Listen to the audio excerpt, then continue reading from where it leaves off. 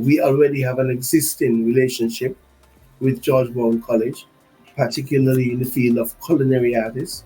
We are a number of our students come to the institution to sharpen their skills and to become proficient in the culinary arts. There are lots of areas. It's not just learning how to cook and serve.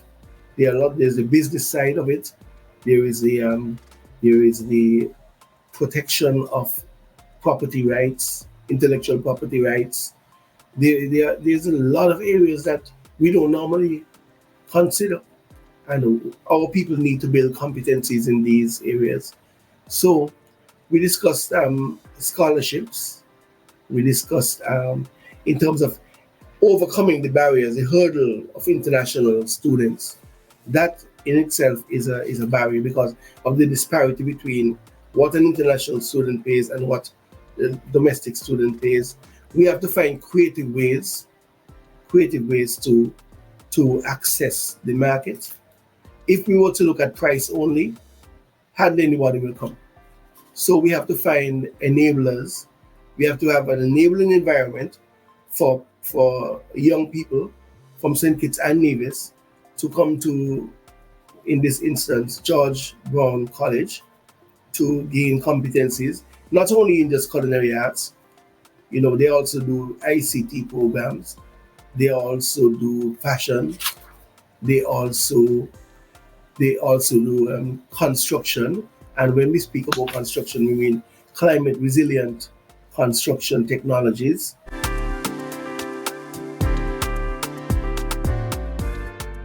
By strengthening the existing relationship that we have with George Brown College, we stand to benefit.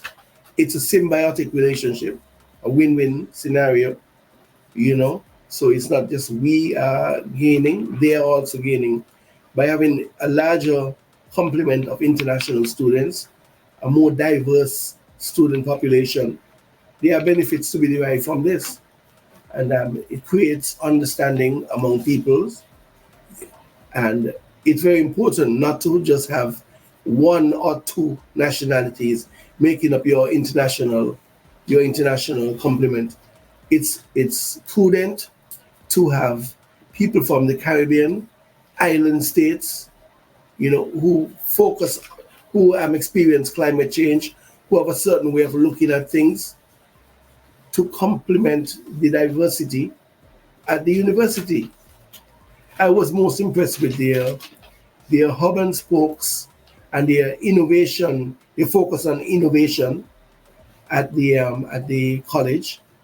They actually operate as an innovation and accelerator for businesses, and that is very important.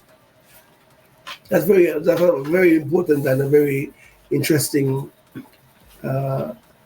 way to look at your operations. So they will take somebody with an idea and they would assist them to monetize the idea, to commercialize the idea. And how do you protect those rights from an intellectual property perspective? So that was very, very interesting. And it gives us a lot of food for thought and food for building and strengthening our relationship.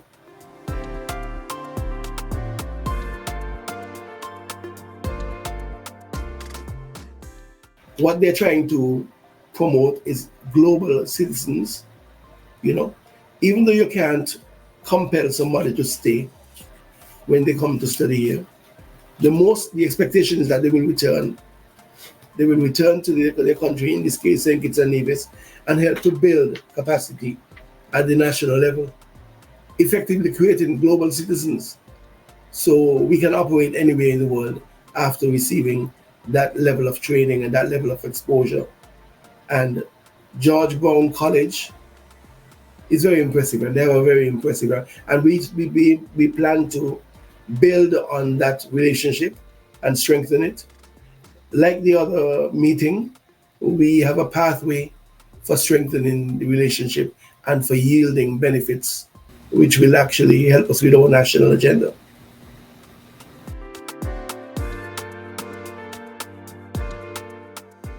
They have solar technologies, they have the electric vehicle technologies, and the research in these areas are quite impressive. And we plan to collaborate. The Clarence Fitzroy Bryan College in St. Kitts is building its capacity to become a center of excellence in electronic vehicle and solar technology. So a partnership, a prospective partnership, will actually serve beneficial, serve to the benefit of St. Kitts and Nevis and of the institute here. We just need to find the ways to collaborate and find the ways to ensure that the partnership is strengthened and is sustainable.